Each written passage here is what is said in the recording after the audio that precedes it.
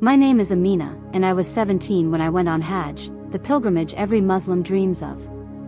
Growing up in Lahore, Pakistan, in a small house filled with the scent of my mother's biryani and the sound of my father's evening prayers, Hajj was my fairy tale. I'd sit cross-legged on the floor, listening to Baba weave stories of the Kaaba, how its black stone held centuries of devotion, how the pilgrims moved like a single heartbeat, united in faith.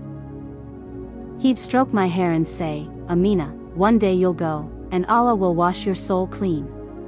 When my family scraped together every rupee they had to send me, I felt like I was carrying their dreams with me. I was the chosen one, the girl who'd make them proud. Stepping into Mecca was like walking into a dream.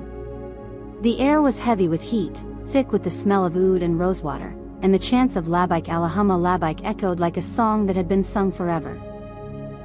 I was in awe, my heart racing as I saw the Kaaba for the first time, its black cloth shimmering under the sun.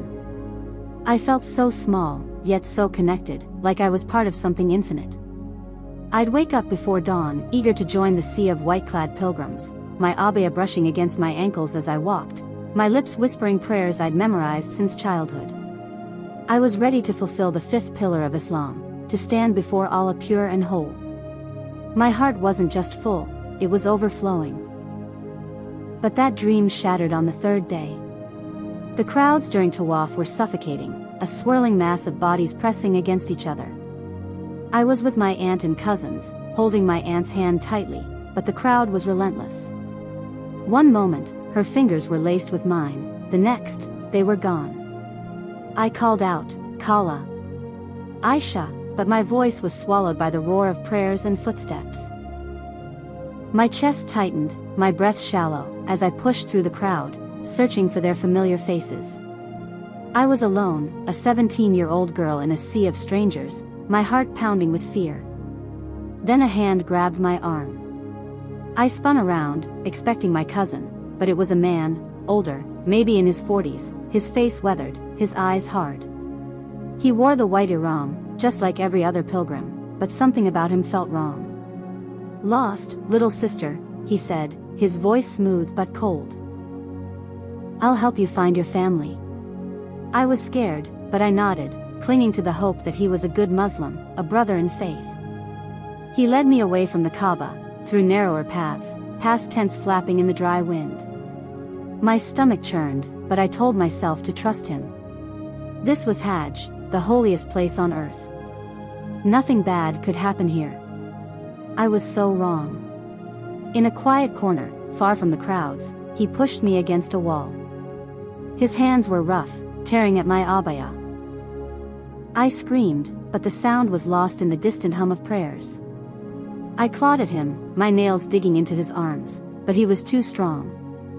I begged, "Please, for Allah's sake, stop," but his eyes were empty, like he didn't hear me. At 17, in the holiest place I'd ever known, I was raped. My body felt like it wasn't mine anymore, like I was watching it happen from somewhere far away. When it was over, he walked away, disappearing into the crowd, leaving me crumpled on the ground, my abaya torn, my soul shattered. I don't know how I stumbled back to my aunt. My legs were shaking, my face streaked with tears and dust. When I told her, my voice barely a whisper, she slapped me so hard my ears rang. "How could you let this happen?" she spat. "You've brought shame on us all." Shame. That word was a knife, twisting in my chest. I was the one who'd been violated, but I was the one blamed. I went to the authorities, my hands trembling as I told them what happened, but they barely looked at me. "No witnesses," they said. "No proof. Don't tarnish the sanctity of Hajj with such claims." My family told me to keep quiet, to protect our honor. Honor.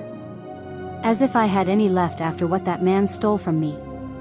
That night, I knelt on my prayer mat, my body aching, my heart heavy. I begged Allah for answers. Why did this happen? Where was his protection? I'd come to his house, pure and faithful, and this was my reward? I waited for a sign, a whisper of comfort, but there was nothing, just silence, cold and heavy. For the first time in my life, I felt abandoned by the God I'd loved so fiercely. Back in Lahore, the nightmares came every night. I'd wake up screaming, feeling his hands on me, smelling the dust of that corner. I stopped praying. The words I'd once cherished, Allahu Akbar, Subhanallah, felt like lies. How could I pray to a God who let this happen in his sacred place? My mother noticed, her eyes narrowing as she watched me skip Salah. "What's wrong with you, Amina?" she'd ask, her voice sharp. I couldn't tell her. The shame was too heavy, the fear of her rejection too real. I started asking questions, quietly at first. Why did the Imam say women must cover to avoid tempting men, as if my body was the sin? Why did the community whisper about me, calling me damaged, when I was the one who'd been hurt? I read the Quran, desperate for answers, but found verses that confused me, rules about women's obedience, punishments that felt harsh. I pored over hadith, but some stories made my stomach turn, especially the ones about women's place in the world. The more I read, the more I saw cracks in the faith I'd once held so tightly. One day, my best friend Sarah came over.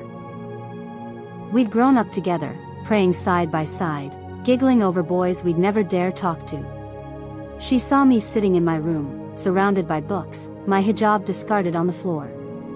"Amina, you've changed," she said, her voice soft with worry. "You don't come to the mosque anymore. What's happened to you?" The words spilled out before I could stop them. "I was raped, Sarah. In Mecca. During Hajj. And everyone blamed me. Where was Allah? Where was his mercy?" My voice broke, tears streaming down my face. Sarah reached for my hand, but I pulled away. "You can't blame God for one man's sin," she said. "Have faith, Amina. Faith." The word stung. Faith hadn't protected me. Faith hadn't brought justice. All it brought was silence and shame. I couldn't live like that anymore. At university, I found refuge in the library, devouring books that opened my mind. Nietzsche's words about questioning everything hit me like a thunderbolt. Dawkins challenged the idea of a loving God. Ayaan Hirsi Ali's story felt like my own, a woman who'd suffered under the weight of faith and found freedom by letting go. I started to see Islam not as divine truth, but as a system built by men, one that often crushed women like me. It was terrifying to question everything I'd been raised to believe, but it was also like breathing for the first time. Leaving Islam wasn't a single moment. It was a slow, agonizing unraveling. I stopped wearing my hijab, and my mother's eyes filled with tears. "You're breaking my heart," she said. When I told my family I no longer believed, my father's face turned to stone. "You're no daughter of mine," he said, his voice cold. They cut me off, their doors closed to me. Sarah stopped calling. The community I'd once loved turned its back. I was alone, but I was also free. I moved to a new country at 22, carrying nothing but a suitcase and a heart full of scars. I started writing, pouring my pain onto pages, sharing my story online. I found others, ex-Muslims, survivors, people who'd been shunned for daring to question. They became my new family, one that didn't demand my silence.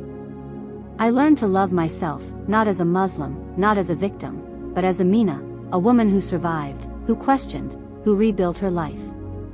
I'm 25 now, living in a small apartment where the sun streams through the windows. The nightmares still come sometimes, but they're quieter now. I carry the scars of that day in Mecca, but they don't own me. I do.